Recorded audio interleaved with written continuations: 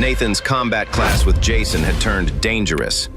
Nathan never backed out of a fight, but today was personal. One day, I'll make your father my slave and piss on him. And that was when Nathan lost his cool. Little did Nathan know, it was a fatal mistake. Headmaster, stop the duel! Nathan, yield, please! I yield. Not enough for me. Despite Nathan's desire to escape the crowd around him at the Spiritual Warrior Examination Results Board, he couldn't seem to break through.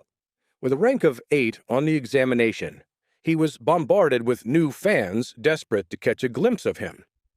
Typically, if a student were to receive an examination rank of 6, this usually meant the student's power level could reach the apprentice stage once the student had fully matured. If the student received a rank of 7, it meant the student was more likely to reach a high level of the apprentice stage or even break into the lowest level of the master stage as an adult.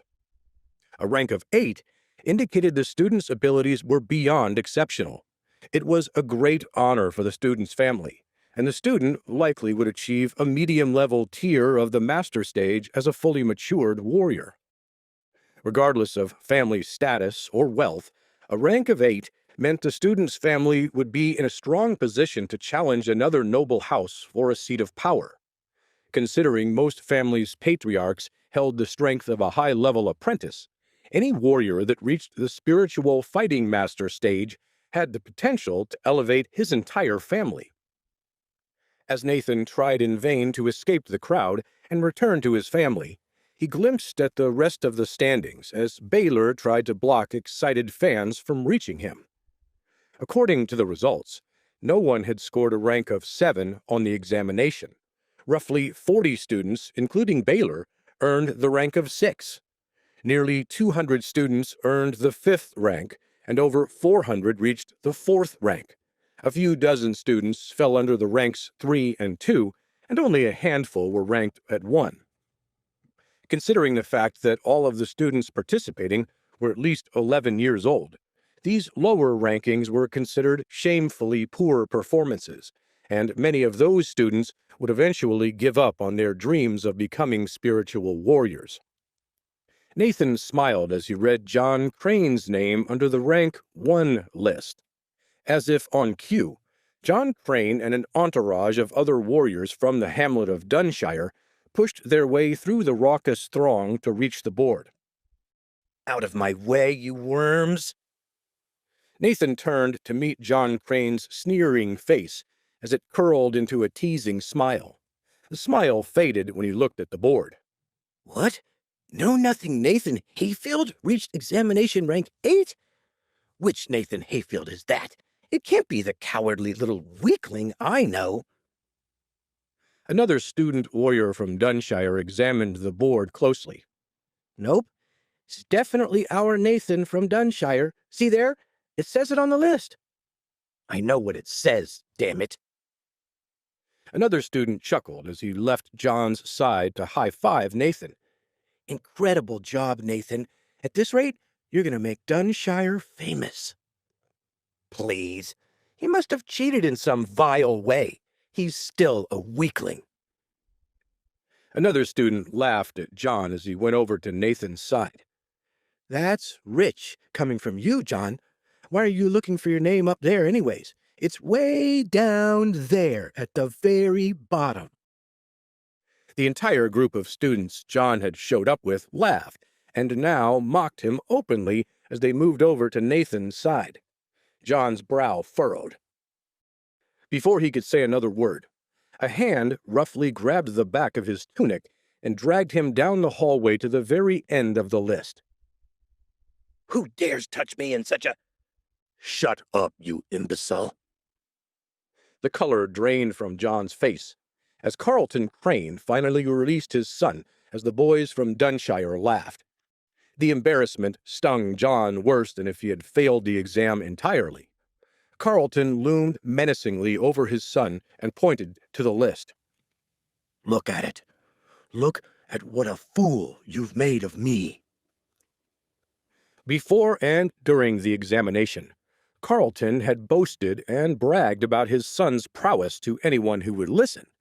As soon as the list went up, he had received an endless onslaught of ridicule for his son's performance. The Crane family name was now the butt of every joke in town. Upon seeing his own score, John cursed under his breath. His face flushed from embarrassment. John knew he'd performed terribly, but he never thought his score would be this bad. Even at his most optimistic estimation, he figured he'd manage a rank of 4, but instead, here he was at rank 1, among the bottom 10 students who had taken the examination. Papa, please, it was a fluke. I felt sick or something. I swear it wasn't my fault. Nathan smirked as Carlton's neck veins bulged. Carlton let loose a scream that shook the halls. Enough squeaking, you insolent little flea! I've given you every luxury and invested thousands of silver coins into your training, your housing, and your food, and this is the thanks I get for all my money? What a waste of a son you are, you sniveling, pathetic weakling!